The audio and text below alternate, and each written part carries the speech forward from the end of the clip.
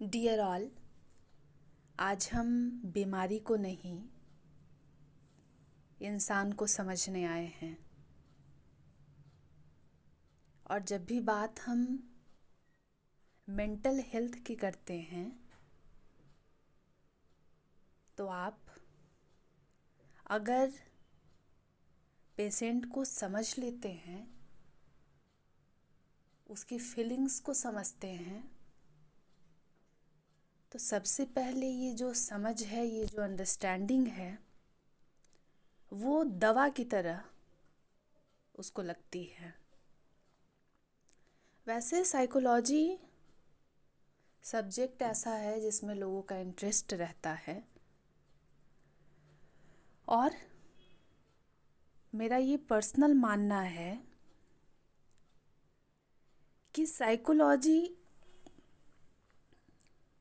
या फिर हम इस विषय के अंदर जो भी डिसऑर्डर या सिम्टम या मेंटल हेल्थ से जुड़े हुए या बिहेवियर से जुड़े हुए किसी डिसऑर्डर को पढ़ते हैं, तो बात इतनी नहीं है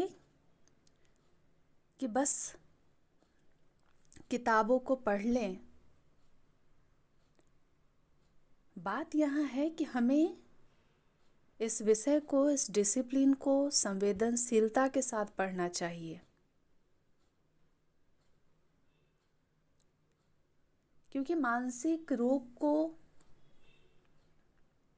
हमारे आम सोसाइटी में, हमारे समाज में लोग पागलपन से जोड़ लेते हैं। लेकिन मुझे ये लगता है कि मानसिक रोग के पीछे एक इंसान है, और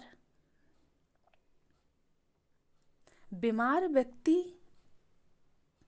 की पहचान जो है सिर्फ उसके बीमारी से नहीं होनी चाहिए। व्यक्ति अलग है, उसकी बीमारी अलग है। तो जब हम बात मेंटल रिलेटेड इशू की करते हैं, मेंटल हेल्थ से जुड़ी हुई बातें करते हैं, तो फिर हमें ये समझना होगा कि कुछ बातें भावनात्मक तौर पर, भावनात्मक रूप में बहुत कठिन हो जाती है डिस्क्राइब करना। वैसे अगर आप कॉमर्स मैनेजमेंट के स्टूडेंट हैं तो आपको कुछ टॉपिक्स ऐसे पढ़ने हैं जो साइकोलॉजी सब्जेक्ट से लिए गए हैं, या उसमें साइकोलॉजी के इनपुट शामिल हैं। तो जब भी हम पर्सनालिटी से रिलेटेड, बिहेवियर से रिलेटेड कुछ थ्योरी पढ़ते हैं, तो ये बस पढ़ने के लिए नहीं है, क्योंकि मुझे मालूम है कि इस वीडियो को कुछ पेशेंट भी देखेंगे जो कि मेंटल हेल्थ से अभी जूझ रहे हैं, या कोई ऐसी बीमारी है जिसके कारण वो बहुत लंबे समय से सफ़र कर रहे हैं। और मेरा एक ये भी मानना है कि मेंटल हेल्थ पे बात करना बहुत साहस का काम होता है, ये कोई कमज़ोरी नहीं है। और अगर कोई आपके आसपास या कोई आपके अपने ऐसी बीमारी से जूझ रहे हैं, या हो सकता है आप ही जूझ रहे हों, तो फिर हमें थोड़ा सा सेंसिटिव होकर इसको पढ़ना चाहिए। सोसाइटी किसी भी बीमारी को अपने तरीके से जज करती है। जब हमें किसी चीज़ की गहराई मालूम नहीं हो, और ख़ास करके जब बीमारी शरीर से ना जुड़ी हो करके शरीर के एक ऐसे हिस्से से जुड़ी है जिसे हम मन कहते हैं, मस्तिष्क कहते हैं, तो फिर हमें ये समझना होगा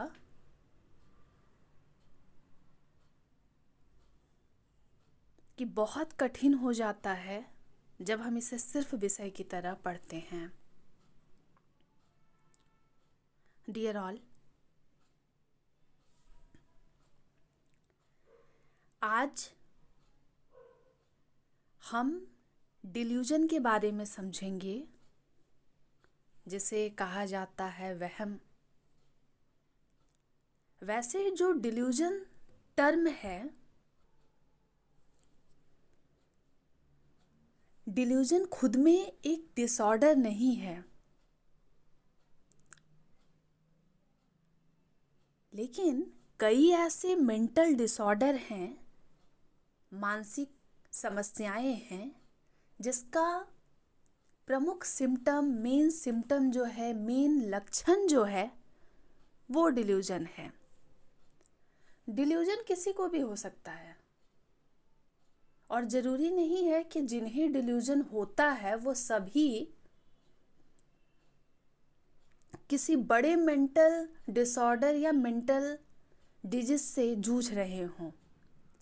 वहम मुझे, आपको, आपके अपनों को, हमारे अपनों को, किसी को भी हो सकता है। वैसे डिल्यूजन जो वहम की स्थिति होती है, ये फॉल्स बिलीफ होते हैं। हमारी सोच एक जैसी बन जाती है, हम उसको लेकर के रिजिड हो जाते हैं, लेकिन जो फॉल्स बिलीफ है, हम उसे बहुत दृढ़ मान लेते हैं।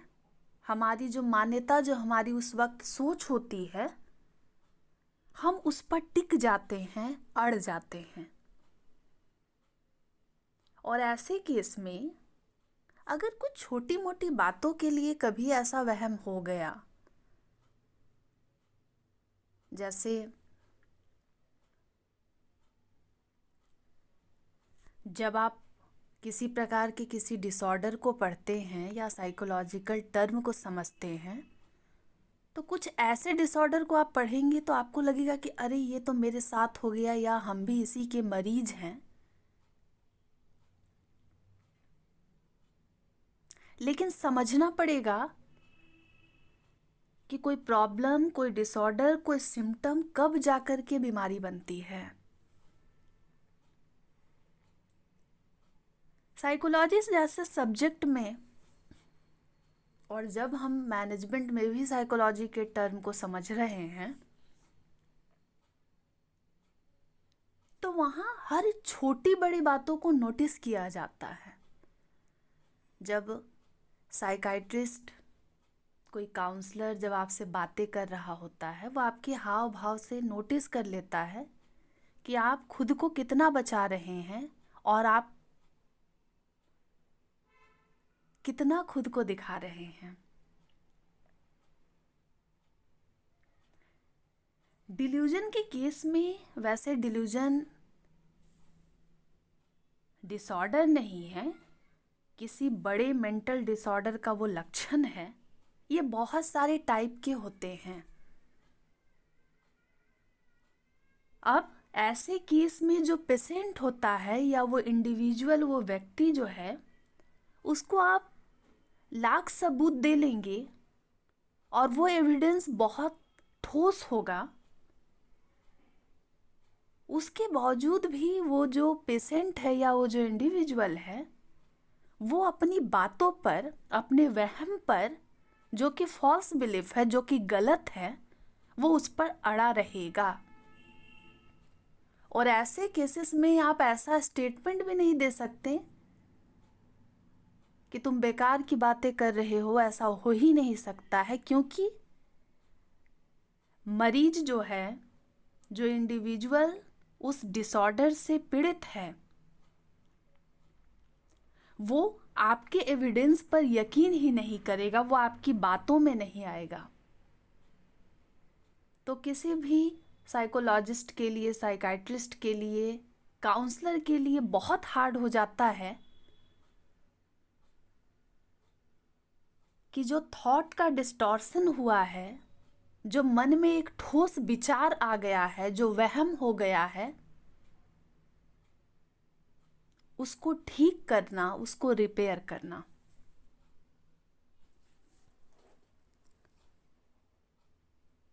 डियर ऑल, आज हम जिस डिल्यूजन की बात करेंगे, जो मन के वहम की बात करेंगे, उसमें है डिल्यूजन ऑफ परसिक्यूशन। अब परसिक्यूशन का मतलब होता है हरासमेंट, उत्पीड़न या फिर अत्याचार। अब ऐसे केस में जो मरीज है, जो पेशेंट है, या वो व्यक्ति जो इससे सफ़र कर रहा है, वो बहुत ही फॉल्टी बिलीफ को फ्रेम कर लेता है, बहुत इलॉजिकल बिलीफ जो है वो फ्रेम करता है। और उसकी बातों में ये सारी चीज़ें नज़र आती है, उसकी एक्टिविटी से आप नोटिस कर लेंगे। जैसे कि वो अक्सर ये कहता रहेगा कि लोग जो हैं मुझको नुकसान पहुंचाना चाहते हैं, मारना चाहते हैं। और ऐसा पेशेंट या ऐसा इंडिविजुअल किसी पर यकीन नहीं करता है, क्योंकि उसको सबके साथ वहम ये हो जाता है कि कोई ना कोई है रोड पे। अगर कोई उसके पीछे चल रहा है, जाहिर सी बात है, हम आगे चल रहे हैं, हमारे पीछे 10 लोग चलते हैं। लेकिन ऐसे केस में जो इससे सफ़र कर रहे होते हैं, उन्हें लगता है कि जो पीछे चल रहा आदमी है वो उसको मारने के लिए आ रहा है।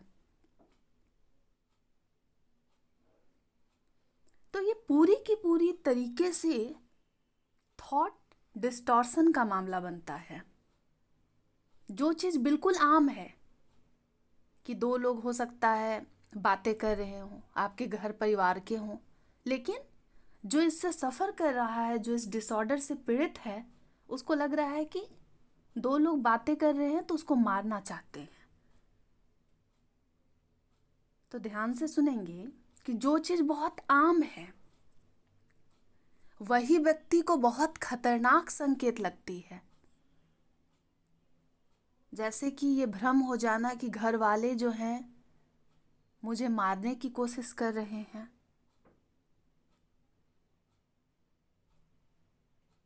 तो ऐसे केसेस में जब डिल्यूजन ऑफ परसिक्यूशन होता है तो लोगों को लगता है, जो इससे सफ़र कर रहे होते हैं, कि कोई मुझे नुकसान पहुंचाना चाहता है, कोई मुझे मारना चाहता है। इवन इसकी सिवियरिटी इतनी बढ़ जाती है कि मान के चलिए कोई इंसान कोई ऐसा काम कर रहा है जिसमें सरकार इन्वॉल्व नहीं है, गवर्नमेंट इन्वॉल्व नहीं है,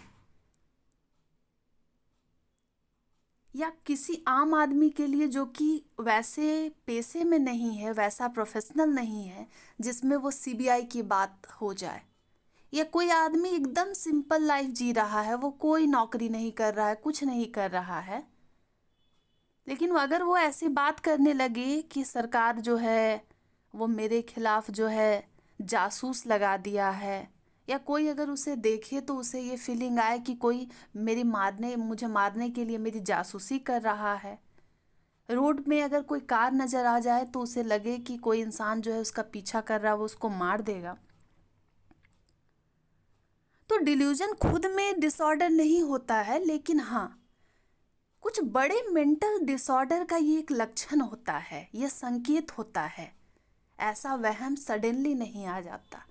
वैसे हम सभी के ज़िंदगी में जो भी लोग सामान्य हैं, कुछ बातों का वहम हो जाता है, लेकिन जब ये बहुत बढ़ जाए और हमारे डेली लाइफ को डिस्टर्ब कर दे, तब ये मेंटल डिसऑर्डर का फॉर्म ले लेता है। और ख़ास करके ऐसे केसेस में जब कोई पर्सन सिजोफ्रेनिया का मरीज हो, या बाइपोलर डिसऑर्डर हो, या डिमेंशिया का पेशेंट हो, वैसे केसेस में भी ऐसा हो सकता है या उसका ही लक्षण हो सकता है। तो डिल्यूजन ऑफ परसिक्यूशन जो है वो बताता है कि जो पेशेंट है, जो इंडिविजुअल है, उसके अंदर एक झूठी सोच, एक फॉल्स बिलीफ बैठ जाता है दिमाग में कि कोई उसे मारना चाह रहा है। अब इसके बहुत सारे टाइप हैं। नेक्स्ट वीडियो में और भी टाइप्स को बताऊंगी। उसमें डिल्यूजन ऑफ रेफरेंस है, इसके अलावा डिल्यूजन ऑफ लव है। तो ये सारे कुछ टॉपिक हैं जो इससे जुड़े हैं। तो जब भी हम साइकोलॉजी को पढ़ते हैं तो हम डिल्यूजन की स्टडी करते हैं, हेलुसिनेशन की स्टडी करते हैं। तो हेलुसिनेशन और डिल्यूजन, इसमें अंतर होता है, लेकिन लोगों को बहुत हद तक लगता है कि ये सेम है। और ख़ास करके हेलुसिनेशन के केस में ऑडिटरी हेलुसिनेशन बहुत कॉमन है, जहाँ मरीज को, पेशेंट को कुछ ऐसी चीज़ सुनाई दे रही है जो बाकियों को नहीं सुनाई दे रही है, सुनाई पड़ रही है। या कुछ एक दो या रेयरेस्ट ऑफ रेयर केसेस में कुछ विजुअल्स हेलुसिनेशन भी होते हैं, जहाँ मरीज को ही कुछ दिखाई दे रहा है लेकिन आसपास के बैठे लोगों को कुछ भी नहीं दिखाई दे रहा वैसा। अब ये जो आवाज़ सुनाई पड़ती है, ये जो हेलुसिनेशन क्रिएट होता है, इसमें यह भी हो सकता है कि वो लोग जो दुनिया में नहीं है उसकी भी आवाज़ को सुनाई पड़ना। या डेली लाइफ में कभी ऐसा एक दो बार भ्रम हो गया कि अरे कोई आवाज़ दे रहा है, लेकिन ये जब बहुत ज़्यादा ट्रिगर करने लगे तो ये हेलुसिनेशन हो जाता है। इसे भी हम डिस्कस करेंगे एक सेपरेट वीडियो में। तो डिल्यूजन ऑफ परसिक्यूशन, उत्पीड़न का भ्रम, जिसे हिंदी में कहेंगे, एक ऐसा डिसऑर्डर है जब कोई व्यक्ति पक्का मान लेता है, वो अड़ जाता है, वो फॉल्स बिलीफ को फ्रेम कर लेता है कि कुछ लोग उसको नुकसान पहुंचाने की कोशिश कर रहे हैं, जिसमें उसके अपने भी शामिल हैं। ऐसा नहीं होता है कि वो सिर्फ बाहरी लोगों को सोच रहा है, अब उसके फैमिली वाले भी उसको दुश्मन लगने लगते हैं। जैसे व्यक्ति को लग रहा है कि कोई उसका पीछा कर रहा है, उसको मार देना चाहता है, दो लोग अपनी बातें कर रहे हैं पर उसे लगता है कि उसको मारने की प्लानिंग कर रहे हैं, उसके खिलाफ कॉन्स्पिरेसी हो रही है। अब इसमें आप घर वाले पे शक कर सकते हैं, चलिए ठीक है, ऐसा हो गया। अब हम पड़ोसियों पे भी शक कर ले, चलिए ठीक है। लेकिन ऐसे केसेस में थोड़ा सा अजीब, लेकिन ऐसा होता है क्योंकि ये मेंटल डिसऑर्डर है। मरीज आपको बहुत नॉर्मल लगेगा, लेकिन वो इस चीज़ को झेल रहा होता है, जूझ रहा होता है कि वो ऐसी ऐसी अथॉरिटी को अपने लाइफ में शामिल कर लेता है, अपने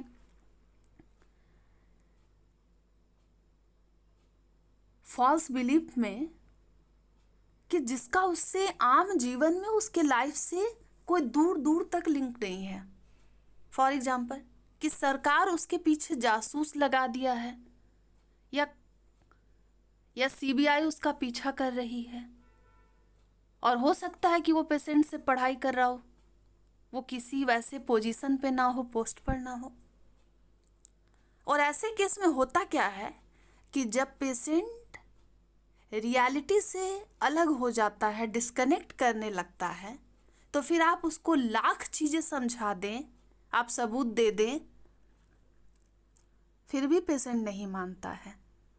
और ऐसे केसेस में जो पेशेंट है, जो इंडिविजुअल है, उसके ट्रीटमेंट में बहुत सारी मुश्किलें आती हैं।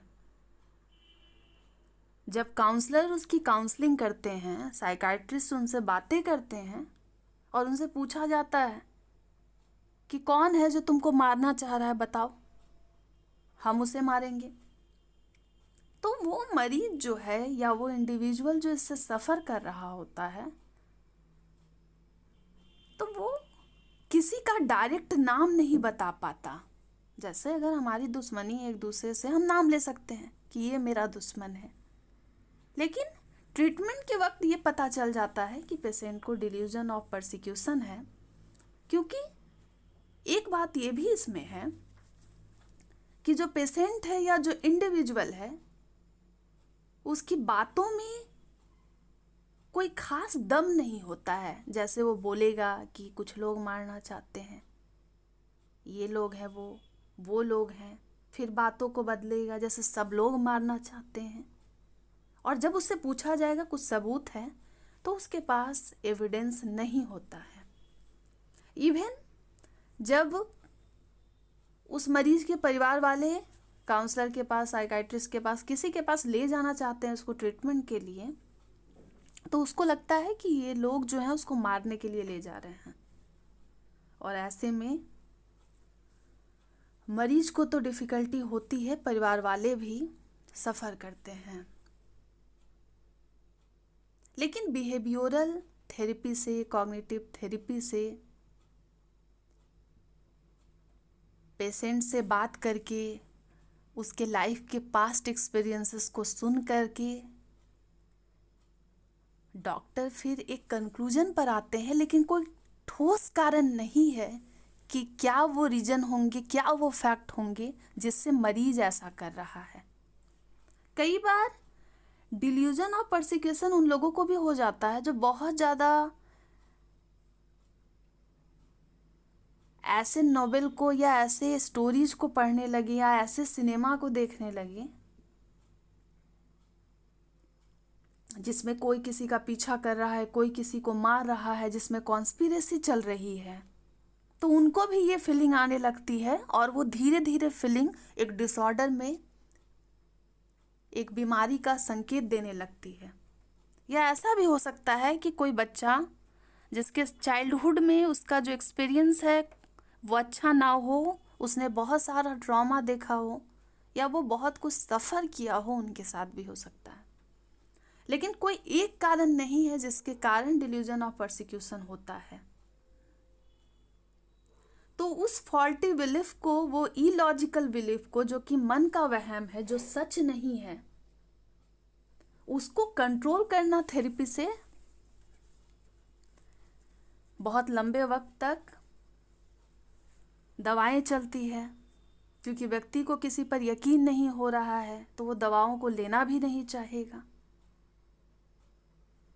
और खास करके जो मेंटल डिसऑर्डर, मेंटल बीमारियां होती हैं, उसमें सिर्फ मरीज नहीं, मरीज के फैमिली मेंबर्स भी बहुत लंबे समय तक गहरे सदमे में चले जाते हैं। या कई बार ऐसा भी होता है कि जो लोग स्वस्थ हैं वो वैसे व्यवहार को देखकर अपनाने लगते हैं।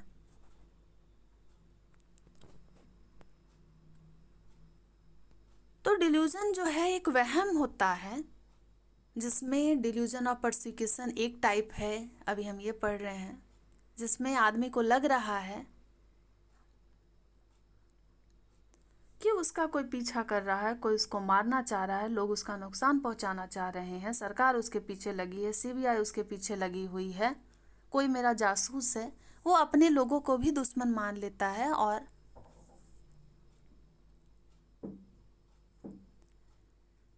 बहुत कठिन है, लेकिन ऐसा होता है। सोचना भी लग रहा है, डरा रहा है। अगर हम आप हैं, कभी हमारे साथ कोई ऐसा डिल्यूजन होता है या हमें किसी पर डाउट होता है, तो ये एक बार हो सकता है, 2 बार हो सकता है।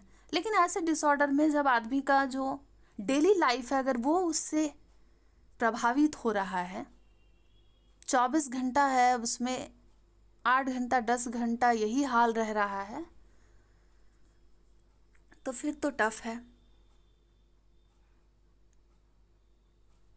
तो कुछ कॉमन डिसऑर्डर्स वगैरह हैं, स्लाइड को आप पढ़ सकते हैं। मैं आपको बस ये बताना चाह रही हूँ कि साइकोलॉजी में तो हम पढ़ते ही हैं, साइकाइट्रिस्ट हों, साइकोलॉजिस्ट हों, काउंसलर हों, ये उनके लिए एक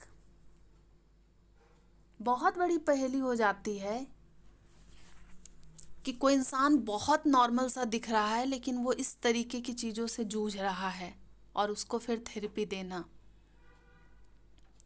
और मैं आपको बताई कि लोगों को डाउट हो जाता है, जो मरीज होता है, कि पड़ोसी हमको मारना चाहते हैं, ऑफिस वाले जो है मुझे फंसाने की कोशिश कर रहे हैं, मेरे फ़ोन को टैप किया जा रहा है।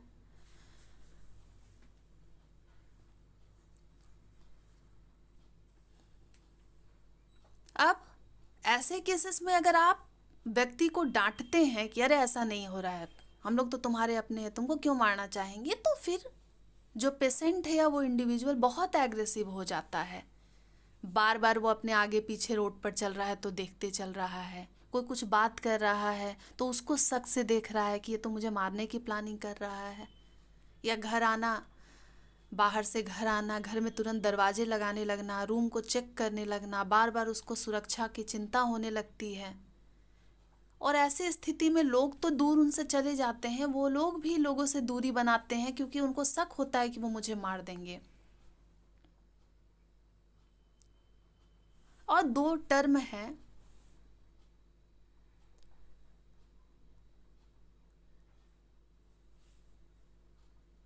आप ये सब पढ़ेंगे, लेकिन डिल्यूजन के केस में जो गलत बातें हैं, जो मन में वहम है, जो शक है, जो इलॉजिकल बिलीफ है, मरीज उस पर अपना विश्वास जो है, अपना ट्रस्ट डेवलप कर लेता है और वो बहुत मजबूत हो जाता है। फिर आप उसको कितना भी एविडेंस दिखाएंगे वो नहीं मानेगा। अब अगर ये किसी स्टूडेंट के साथ हो रहा है तो उसकी पढ़ाई डिस्टर्ब होगी। अगर कोई मैरिड पर्सन है तो फिर उसकी मैरिड लाइफ डिस्टर्ब होगी। और ऐसे लोग जब सोसाइटी में अगर किसी के साथ ऐसी स्थिति हो रही है तो फिर वो बहुत अलग हो जाएगा। कुछ मजाक उड़ाएंगे, कुछ जो है मजाक ना भी उड़ाएं तो भी उन्हें बहुत अलग कर देते हैं कि उन्हें भी डर लगने लगता है, जिनके अंदर ये सिम्टम नहीं है, जो बीमार नहीं है। और कई बार अगर आप ऐसे लोगों को जो कि डिसऑर्डर से पीड़ित हैं, जो मेंटली सफ़र कर रहे हैं, अगर उनको कुछ सुनाते हैं, कुछ समझाते हैं और वो मानेंगे ही नहीं, क्योंकि उनका डिल्यूजन जो वो फ्रेम करके रखे हैं, जो फॉल्स बिलीफ, उनका यकीन उस पर है, तो वो आपके प्रति एग्रेसिव हो सकते हैं। तो फैमिली सपोर्ट की ज़रूरत होती है, फिर कॉग्निटिव बिहेवियरल थेरेपी की ज़रूरत होती है, और ट्रीटमेंट होता है लंबे समय तक। ये है delusion of persecution. Well, overall बस यही कंक्लूजन है कि हर मानसिक बीमारी जो है वो पागलपन नहीं होता है। कुछ ऐसी भी बीमारी होती है कि अगर हमें सिम्टम आ रहे हैं तो हमें खुलकर मेडिकल हेल्प की अगर ज़रूरत है तो हमें बात करनी चाहिए, डॉक्टर से मिलना चाहिए। और अगर हम शुरू में ही इलाज करा लेंगे तो फिर बहुत बड़ा मेंटल डिसऑर्डर या फिर